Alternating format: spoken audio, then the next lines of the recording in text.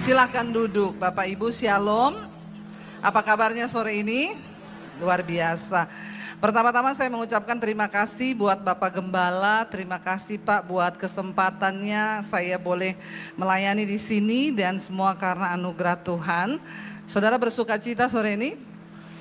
Iya, puji Tuhan. Saudara yang datang sore ini yang menerjang hujan, saudara itu prajurit-prajurit yang luar biasa. Tepuk tangan dong. Ya.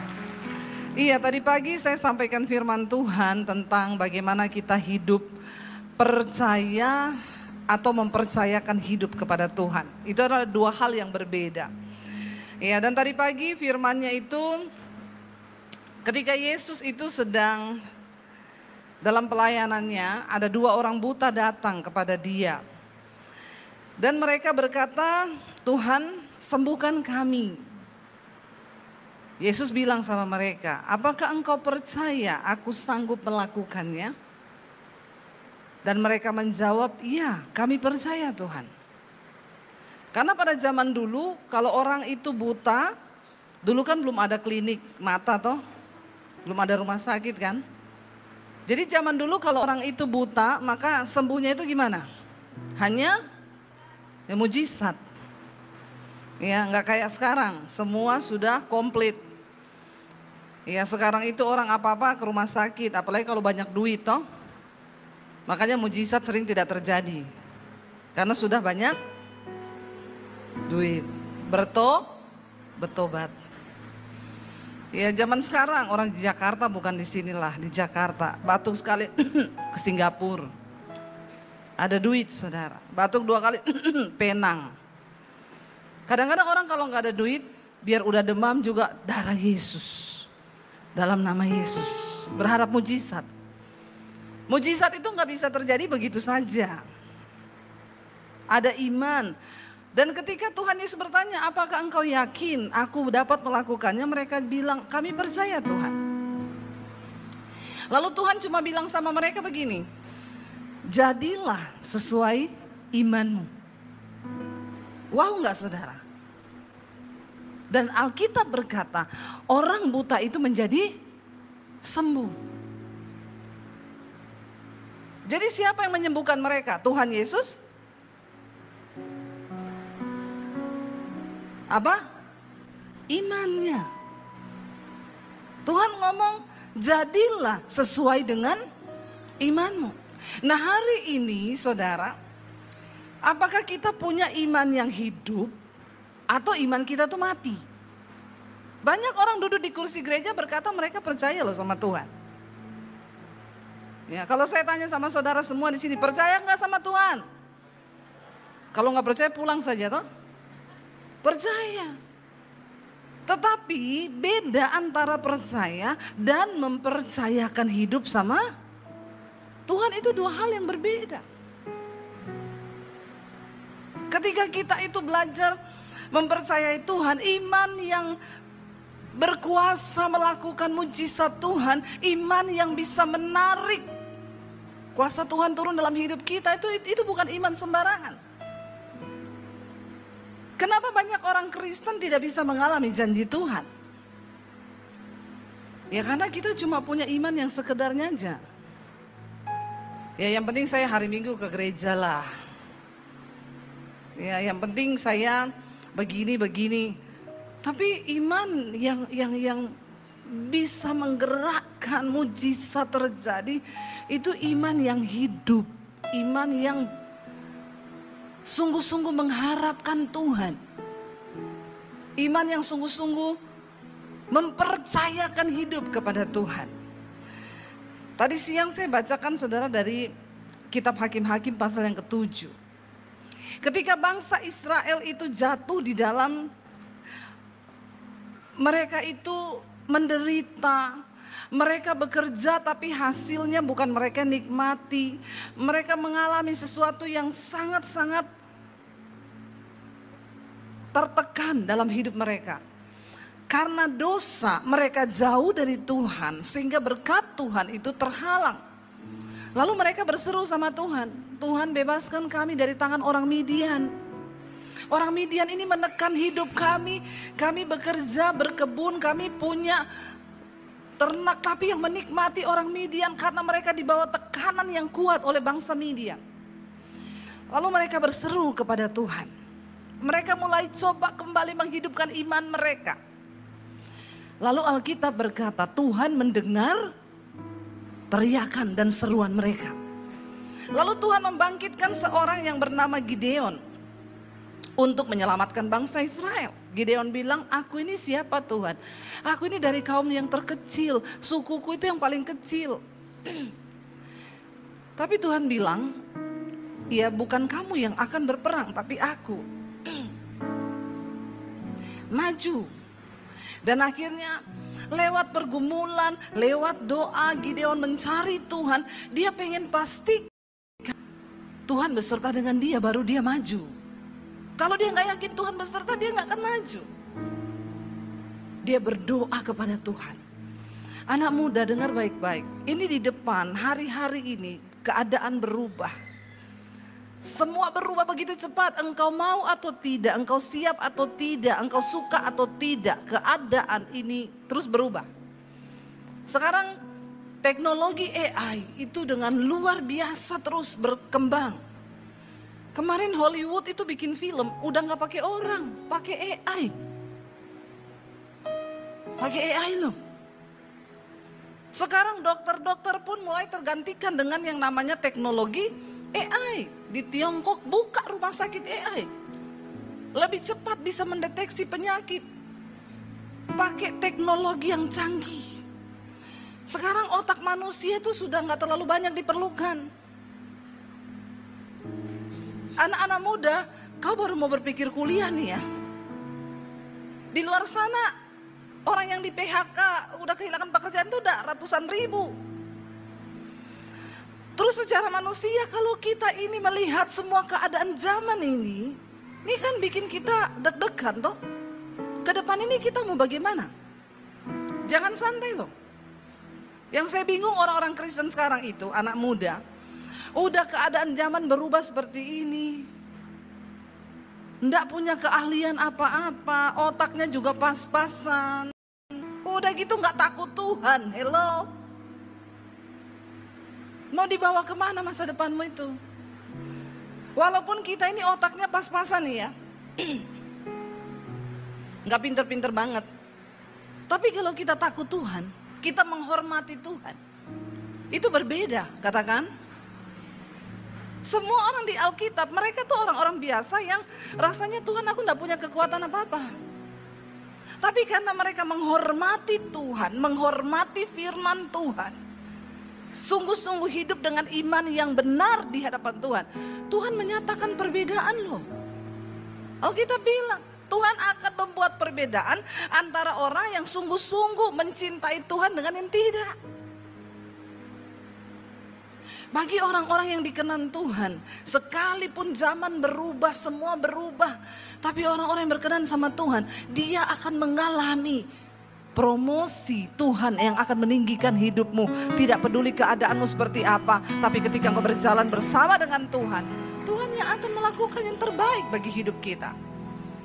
Ketika Gideon dipilih Tuhan, Gideon bilang begini, Tuhan aku ini tidak punya kekuatan apa-apa, tidak punya pengalaman. Tapi satu hal yang mau aku pastikan, Engkau menyertai aku. Kita semua membutuhkan penyertaan Tuhan dalam hidup ini. Enggak peduli seberat apapun persoalanmu, tidak sebesar apapun masalah depanmu, kalau Tuhan menyertai engkau. Waktu saya dulu pertama kali terima Tuhan Yesus, saya diusir dari rumah saya. Papi saya bilang, kalau kamu benar mau jadi Kristen, kamu pergi dari rumah dan jangan anggap kamu punya keluarga. Kamu tinggalkan keluarga ini. Dan satu lagi, jangan bawa ijazahmu. Karena yang kasih sekolah kamu tuh saya. Saya melihat, kata papi saya, kalau kamu pergi dari rumah gak bawa ijazah, saya melihat Tuhan Yesusmu itu kasih makan kamu pakai apa. Belum tahu dia kalau Tuhan Yesus itu sumber segala-galanya. Amin saudara. Dan ketika itu saya saya takut dong saudara. Saya baru lulus SMA waktu itu. Saya mau kemana dan tidak bawa ijazah. Sementara sekarang orang berlomba-lomba sekolah untuk dapat ijazah. ijazah SD, SMP, SMA, S1, S2, S3, S21, S23, makanya Samsung kan. Lebih tinggi malah daripada Samsung. Untuk mendapatkan satu kertas yang namanya ijazah. Nah saya ini disuruh keluar tidak bawa, saya mau tanya, saya memulai hidup dari mana begitu. Bahkan di gereja ini aja Pak Riki mungkin terima pekerja, pegawai, cleaning service, satpam. Butuh ijazah enggak? Butuh saudara. Nah saya tuh enggak ada tuh ijazah, semua ditahan. Secara manusia itu gelap loh di depan saya. Secara manusia saya enggak tahu mau jadi apa nih di depan. Saya sempat takut waktu itu saya berdoa, Tuhan bagaimana aku melalui hari-hariku ini. Saya dapat penglihatan, saya itu berdiri di jalan. Jalan itu kayak di padang gurun, berbelok, saya tidak tahu ujungnya ada di mana jalan itu. Terus Tuhan tuh bilang begini, kamu harus melewati jalan itu. Saya nangis, saya bilang Tuhan saya nggak mau, saya takut, saya nggak tahu ujung jalan ini ada di mana. Tiba-tiba Tuhan itu turun di depan saya dengan jubah putih di jalan itu. Lalu saya tangkap jubahnya Tuhan Yesus. Saya bilang Tuhan jangan tinggalkan aku. Tetaplah besertaku karena aku takut jalan ini. Lalu Tuhan tuh menoleh sama saya cuma bilang begini. Seburuk apapun jalan di depanmu, asalkan aku besertamu, maka semuanya akan ada damai sejahtera. Dan di situ saudara saya menjadi kuat dan saya bilang yes Tuhan itu mau dunia ini seperti apa saudara? Asal penyertaan Tuhan itu ada bersama dengan kita. Itu cukup. Sebelum maju berperang, Gideon itu memastikan Tuhan, dia bilang Tuhan ya kasih aku peneguhan bahwa engkau itu menyertaiku Tuhan. Karena kalau Tuhan gak menyertai aku gak mau maju. Lalu Tuhan membuat tanda kepada dia, inilah bukti bahwa aku menyertai engkau. Lalu kita baca yuk. Hakim-Hakim pasal yang ke-7. Judul perikopnya Gideon mengusir musuh. Kita baca ayat yang pertama. Gideon, Hakim-Hakim 7 ayat yang pertama. Baca 1, 2, 3. Adapun Yerubbaal itulah Gideon, bangun pagi-pagi dengan segala rakyat yang bersama-sama dengan dia. Lalu mereka berkemah dekat mata air Harod. Perkemahan orang Midian itu ada di sebelah utaranya, dekat bukit More di lembah. Berfirmanlah Tuhan kepada Gideon, terlalu banyak rakyat yang bersama-sama dengan engkau itu pada hari yang kukehendaki untuk menyerahkan orang Midian ke dalam tangan mereka. Jangan-jangan orang Israel bermegah-megahkan diri terhadap aku sambil berkata, tanganku sendirilah yang menyelamatkan aku. Maka sekarang serukanlah kepada rakyat itu demikian. Siapa yang takut dan gentar, biarlah ia pulang enyah dari pegunungan Gilead. Lalu pulanglah 20.000 orang dari rakyat itu dan tinggallah 10.000 sampai di situ. Silakan duduk. Saudara, Gideon itu membawa 30.000 orang. Pada zaman itu kalau orang berperang melawan satu suku, satu bangsa, maka hitung-hitungan matematikanya itu begini. Semakin banyak orang yang kita bawa, semakin ada kemungkinan besar kita akan memenangkan pertempuran. Jadi Gideon bawa 30.000 rakyat yang bersama-sama maju dengan dia nih, mau berperang nih. Apa yang masuk akal bagi kita hari-hari ini? Dengan perhitungan matematika dunia. Tanpa kita sadari hari-hari ini banyak sekali saudara dari media sosial yang masuk, yang mencuci otak kita nih tiap hari. Anak-anak muda terutama. Ya. Kita dengar hal-hal yang rasanya itu sepertinya benar. Tapi ternyata itu tidak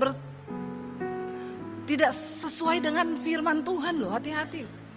Contoh nih bagi para wanita, selain donatur dilarang mengatur. Jadi anak-anak muda itu sekarang ya berpikir ya saya ini menikah cari orang kaya, Kalau dia membiayai saya, maka dia berhak mengatur hidup saya. Kalau dia nggak kasih saya duit, ya dia nggak berhak mengatur saya. Itu sesuai firman Tuhan enggak? Apalagi suaminya suruh istrinya ikut challenge toh. 10.000 di tangan istri yang bijaksana. Ya, kalau ada 9 juta bawa sini semua ya. Jadi ada hal-hal yang tidak sesuai firman tapi itu sepertinya benar. Sekarang juga kita dengar ya bahwa pengajaran-pengajaran yang lagi apalagi di Jakarta, bahwa anak-anak muda kamu itu harus memberi self reward kepada dirimu. Kamu layak bahagia. Jadi kalau pasanganmu itu nanti suamimu ndak bikin kamu bahagia, ya kamu cerai aja karena kamu layak bahagia. Baru kerja nih cari duit nih, dapat duit nih gaji, ya gajinya baru 4 juta saudara. Terima gaji langsung beli iPhone 17. Kenapa? Kasih self reward. Ya Allah, subhanallah. Gaji 4 juta. Buat DP, cicilan 2,5 juta. Tinggal 1,5. Kau mau hidup apa dengan uang 1,5? Tapi demi self, sesat gak itu? Sesat. Sementara Alkitab bilang, sangkal dirimu, pikul salibmu. Ini sangat tidak bertentangan. Saya ngobrol sama anak saya di mobil. Anak saya bilang, iya loh mam, tapi tanpa disadari itu masuk loh. Dan banyak anak-anak muda yang terpengaruh dengan kata-kata, hati-hati ya kalau kau tidak berpegang kuat dalam firman Tuhan hari-hari ini, yang kau bisa terhanyut loh. Itu benar, sehingga saya bisa melihat apalagi ya Gen Z zaman sekarang ini. Ya mereka itu nggak ada tabungan. Karena kasih self rewardnya itu terlalu tinggi. Uang dihabiskan untuk apa? Aku pantas bahagia. Ngopi, ngafe, ini lagi kasih self reward. Pret. Nah ini keluar pret saya nih. Ya, padahal Alkitab bilang, sangkal dirimu, pikul salibmu. Jangan terlalu memberi penghargaan kepada diri. Makanya sekarang banyak umur-umur 50 juga mulai terjadi perceraian. Grey divorce. Perceraian di atas umur 50 tahun. Yang rambutnya udah putih. Kenapa? Ya karena diriku pantas bahagia. Ini suami saya gak bikin saya bahagia. Kalau saya bahagia saya akan lebih, kalau saya bercerai saya akan lebih berbahagia. Ini kan tidak sesuai dengan firman Tuhan. Makanya kalau mau menikah itu dipikirkan baik-baik. Yang muda-muda yang belum menikah berapa banyak di sini angkat tangan? Yang belum nikah, enggak usah malu kaum jombloers. Angkat tangan tinggi-tinggi. Bersyukurlah kau belum menikah. Lebih baik belum nikah tapi happy, amin. Aminnya baru kenceng sekarang. Ya daripada nikah tapi tidak happy. Lama berdoa, lama bergumul. Enggak apa-apa. Enggak usah peduli apa kata orang, kita peduli apa kata Tuhan. Cari jodoh yang pertama seiman dan seimbang. Walaupun seiman, enggak seimbang jangan. Contohnya Bu, kamu rajin ke gereja. Dia enggak ke gereja, rajinnya dugem. Itu namanya tidak seimbang. Walaupun seiman. Saya dulu sudah pelayanan. Jadi saya berdoa, Tuhan saya dapat jodoh yang seimbang. Kalau saya sudah pelayanan, ya saya nggak mungkin nikah sama orang yang tidak pelayanan, walaupun kaya. Dulu yang senang sama saya banyak loh. Masalah buat lo. Biasa aja careless. Saudara, lalu saya berdoa sama Tuhan. Tuhan kasih saya yang seiman dan seimbang. Ya kalau saya pelayanan, saya nikah sama yang pelayanan. Kalau saya nikah sama yang tidak pelayanan, nanti saya pelayanan terus. Dia bisa bilang, yaudah kamu tidur aja di gereja. Tapi karena saya pelayanan, saya dapat cari jodoh yang pelayanan. Dia mengerti, biar hujan deras dulu saya pelayanan naik motor loh. Zaman susah dulu. Saya ini pernah susah loh saudara. Lebih lama susahnya daripada senangnya. Tapi kita setia melayani Tuhan. Saya dengan suami saya menikah. Dari awal pelayanan itu punyanya motor. Pelayanan ke pedalaman hujan deras. Kalau saya dapat suami yang tidak pelayanan, saya bilang aduh hujan lagi. Dia bilang iya gak usah lah, batalin aja itu. Tapi karena saya dapat yang seimbang, saya hujan deras gimana nih? Ayolah semangat melayani Tuhan, pakai mantel hujan. Lalu kami melayani bersama. Ya, makanya tadi pagi saya bilang, menikah itu ada dua, ada takdir, ada nasib. Kalau takdir itu dari Tuhan. Kalau nasib itu dari kau sendiri yang bikin. Nah hari-hari ini saya lihat banyak orang Kristen itu pernikahannya nasib. Gini ya nasib. Yang datang di sini yang sudah menikah, kira-kira itu takdir atau nasib? Jawablah sendiri di dalam hati saja ya. Kalau takdir Tuhan itu indah. Tuhan udah kasih nih jodohmu, ini nih yang bakal. Lalu kita berdoa minta tuntunan Tuhan. Saya dulu nikah sama suami saya itu puasa. Berdoa minta tanda, dapat tanda berkali-kali baru yakin. Padahal nih suami saya nih udah pelayanan. Enggak rokok, enggak judi, enggak dugem. Tapi masih tetap saya gumuli loh. Akhirnya dapat yang terbaik. Kita gumuli bener-bener. Nah ada orang gak berdoa main tabrak. Ya, akhirnya salah dapat jodoh. Begitu menikah, aduh aku kok kayaknya gak cocok ya, kenapa baru tahu begini. Salah, makanya berdoa. Tapi juga jangan salah berdoa. Ada orang gak nikah-nikah saudara, udah tua. Kenapa? Ya salah berdoa. Mukanya itu standar SNI. Dia carinya yang standar American standard. Jauh sayang. Kalau muka pas-pasan gak usah berharap yang kayak Ari Wibowo. Ya udah mukanya pas-pasan berharapnya ya pasti gak ketemu. Itu namanya salah berdoa. Soal ganteng atau tidaknya itu Tuhan yang tahu. Saya perlu kasih tahu sama anak-anak muda ini. Banyak perceraian terjadi di kalangan orang Kristen. Kenapa? Alkitab bilang gini, apa yang disatukan Tuhan gak dapat diceraikan manusia. Karena orang kalau yang satukan Tuhan memang gak mungkin cerai. Persoalannya sekarang banyak orang Kristen itu yang satukan bukan Tuhan tapi setan. Iya Pak ya? Ya anak-anak muda ketemunya di tempat dugem. Akhirnya melakukan hubungan seks, sudah terlanjur, terpaksa menikah. Ini yang temukan Tuhan apa setan? Siapa? Ada orang mau bercerai, telepon saya. Bu, mau cerai kami gini. Ini orang terus berantem, pukul-pukulan. Yang suaminya narkoba, yang istrinya. Waktu saya datang ketemu mereka pertama kali saya mau tanya Bapak Ibu ini dulu ketemu di mana? Di tempat dugem Bu, istri saya ini LC.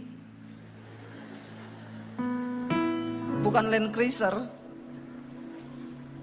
Ya makanya mau cerai. Ketemunya di LC. Terus pemberkatan di gereja. Terus kau bilang itu Tuhan yang satukan? Hello. Pemberkatan itu cuma 2 jam. Tapi kehidupan berumah tangga yang seumur hidup ini kau yang akan bangun. Karena itu bangun dari tidur ya para wanita. Jaga hidupmu, jaga harga dirimu. Engkau itu telah ditebus dengan darah Kristus yang mahal. Jangan jadi perempuan murahan. Amin. Apalagi ani-ani no simpanan. Bertobat mulutmu itu yes. No juga. Ani no simpanan yes spread. Bodoh aja 12. Itu lebih aneh lagi. Ya, bangga jadi simpanan. Sekarang ini banyak saudara, orang yang tidak mau berjalan sesuai dengan nasihat firman Tuhan. Menggampangkan hal-hal hanya untuk demi memenuhi kebutuhan hawa nafsu diri. Mereka gak mau percaya sama Tuhan. Ketika Gideon melihat bangsa Midian yang besar itu, dia berpikir dengan logikanya, maka aku juga harus menyiapkan banyak orang untuk pergi berperang. Makin banyak orang aku bawa, pasti aku akan menang. 30.000 dia bawa. Ketika Tuhan lihat terlalu banyak Gideon, coba kamu bilang yang takut dan gentar pulang. Lalu Gideon berteriak, hai kamu semua yang ikut dengan aku, kalau ada yang takut dan gentar pulang saja. Dia kaget sendiri. Ternyata yang ikut dia banyak, tapi yang lebih banyak itu para penakut. Bagaimana kau mau berperang pergi bawa orang penakut? Sama kayak orang Kristen zaman sekarang. Duduk di gereja, tapi ternyata penakut. Bilang kanan kirimu, penakut enggak masuk surga loh. Bilang sama temanmu sebelah. Ada di sini yang takut setan? Ada? Enggak toh? Ada orang Kristen masih takut setan, ini ada. Ya. Padahal dia nggak tahu setan yang takut sama dia. Kan harusnya begitu toh. Harusnya kita ini anak Tuhan. Setan takut dong sama kita karena kita punya iman yang luar biasa.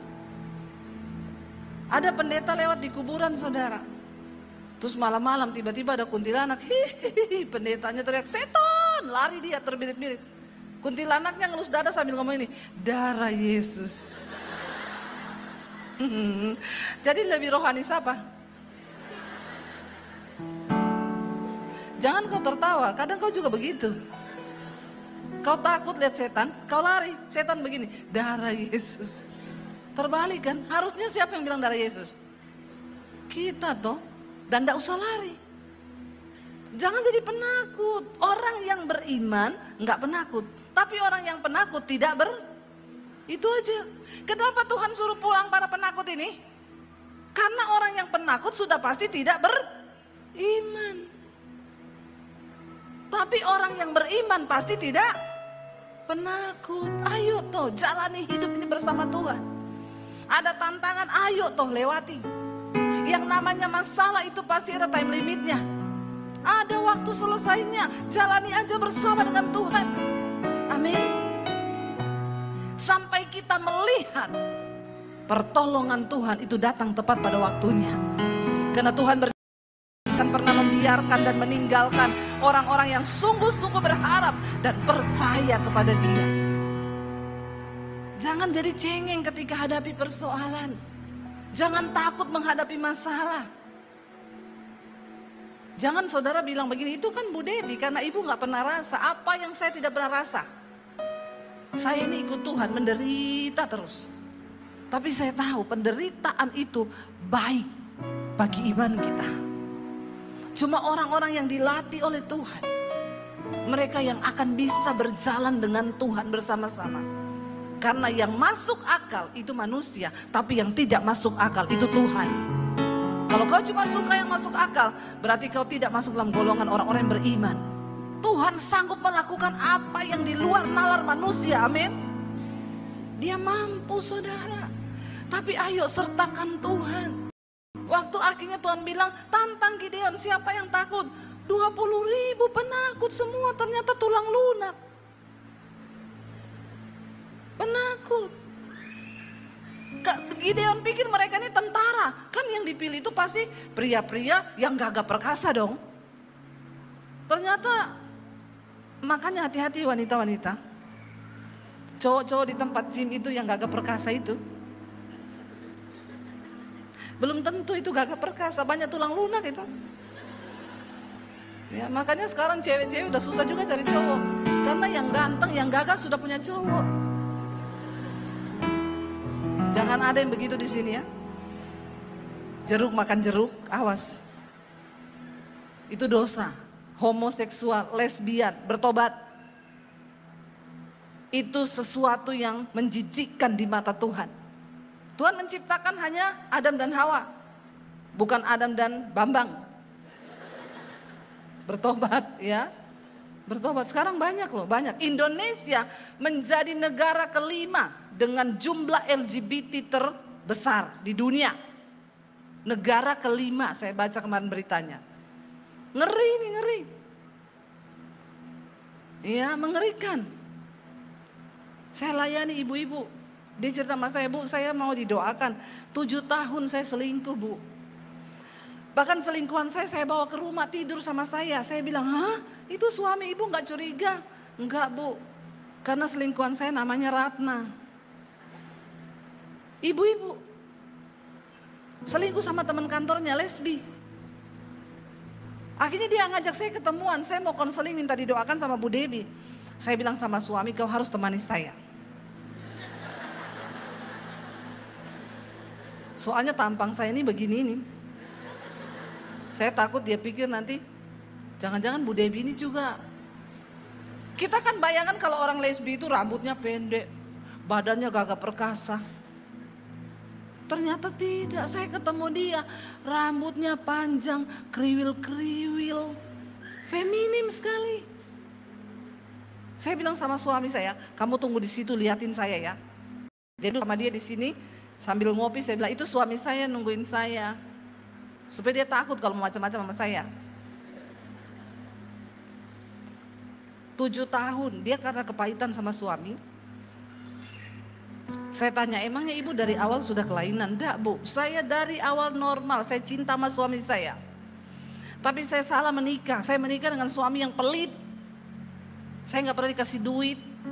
Saya menderita, suami saya kasar, mukulin saya kepahitan luka batin. Waktu saya kepahitan luka batin itu ada celah buat iblis di kantor, ada teman saya yang cuma nanya gini, kamu ada masalah ya, kok kayaknya ini banget. Temannya cuma bilang gini, yang sabar ya. Sekali dibelai saudara, ternyata temannya ini kelainan.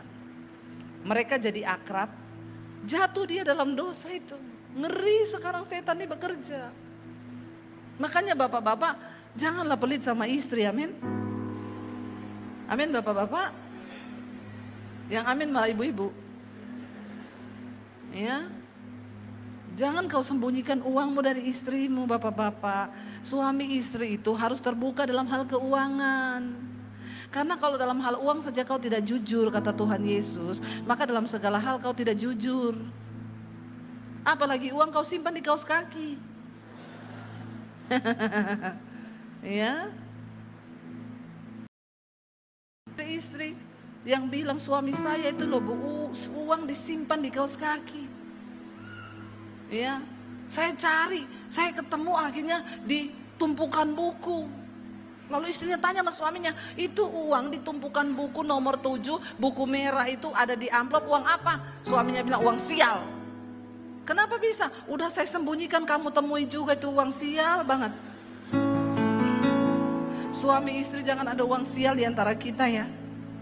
Kalau dalam hal keuangan engkau tidak jujur, maka dalam segala hal engkau tidak jujur, kata Tuhan. Orang itu dinilai dalam hal mamon. Kalau dalam hal mamon engkau tidak jujur, maka dalam segala hal engkau tidak jujur. Amin bapak-bapak. Terbuka dengan istri. Jangan sampai istri tidak tahu PIN ATM suaminya. Ada di sini ibu-ibu yang nggak tahu PIN ATM suaminya? Jangan angkat tangan, nanti suamimu saya baptis ulang. Saya rendam 15 menit. Biar dia buka mata langsung di rumah Bapa di sorga. Lebih baik tubuhnya binasa tapi jiwanya selamat. Ngeri orang-orang Kristen ini. Dalam hal uang aja gak jujur. Pernah kejadian ada suami mati mendadak. Istrinya bingung mau beli peti, mau beli apa. Kenapa? Nggak tahu PIN ATM suaminya. Kalau ada hari ini bertobat loh. Saya lagi melihat wajah-wajah yang mencurigakan. Dari gerak-geriknya bisa ketahuan sih dari sini. Saya sama suami saya, kami berdua terbuka. Kartu ATM yang pegang suami saya. M-bankingnya di HP saya. fair kan? Pakai aja kan masuk, ting. Jangan sampai di Jakarta, ada juga bapak-bapak sudah begitu sudah. Istrinya di rumah malam-malam tanya papa lagi di mana, lembur di kantor, tiba-tiba muncul ting, 3 juta di Holy Wing. Ditanya istrinya, "Pak, ini kok ada pengeluaran di Holy Wing, apa ini?" "Oh, itu gereja baru.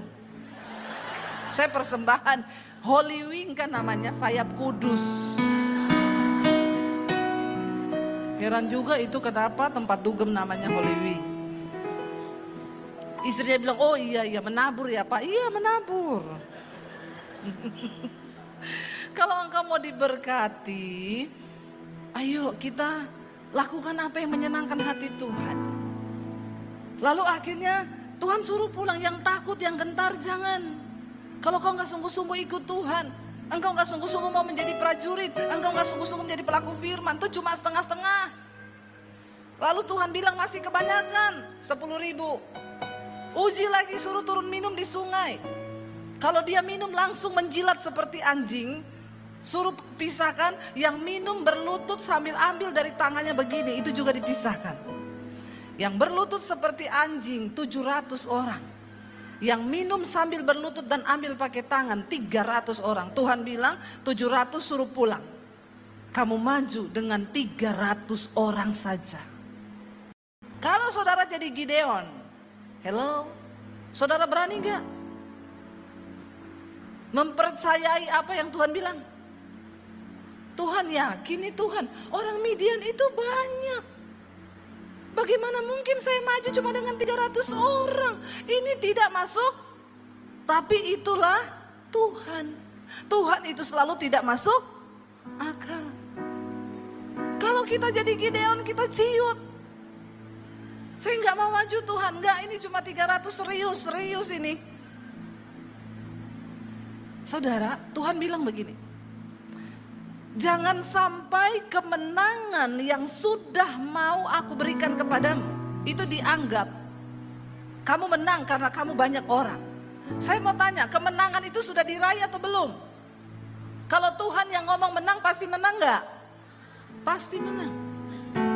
Tapi belum terlihat. Gideon hanya disuruh maju untuk taat melakukan firman Tuhan. Saya mau tanya, kalau Tuhan bilang dia berjanji memberikan kepada kita masa depan yang penuh harapan, itu sudah ada belum? Sudah. Tapi engkau disuruh maju untuk memperoleh semua janji Tuhan itu dengan ketaatan. Kalau engkau nggak taat, itu tidak bisa terjadi. Makanya Yesus bilang, jadilah sesuai dengan imanmu. Apa yang saya raih hari ini, apa yang saya lihat berkat Tuhan hari ini, itu saudara buah dari semua ketaatan, air mata mengikut Tuhan. Tidak mudah, waktu saya lemah, saya cuma datang di kaki Tuhan dan nangis, Tuhan, aku rasanya tidak mampu Tuhan. Tapi di saat engkau lemah, engkau datang kepada Tuhan, Dia beri engkau kekuatan yang baru. Dan itu cukup saudara. Dan akhirnya Gideon maju cuma dengan 300 orang. Dan Tuhan memberikan kemenangan itu kepada mereka oleh karena ketaatan dan iman yang sungguh-sungguh percaya kepada janji Tuhan. Amin. Ada begitu banyak janji Tuhan yang sudah diberikan dalam hidup saudara dan saya. Apakah kita percaya dan mau taat melakukannya? Atau kita cuma sekedar orang Kristen yang hanya mendengar dan tidak pernah mengalami janji Tuhan itu? Saudara, saya mau bilang, waktu hidup kita di dunia ini tidak lama. Alkitab bilang cuma 70 tahun. Kalau lebih 80 bisa, kalau lebih 90, kalau lebih bisa 100. Tapi kebanggaannya sakit, penyakit dan penderitaan. Karena itu jangan sia-siakan waktu hidup kita. Waktu ini berlalu.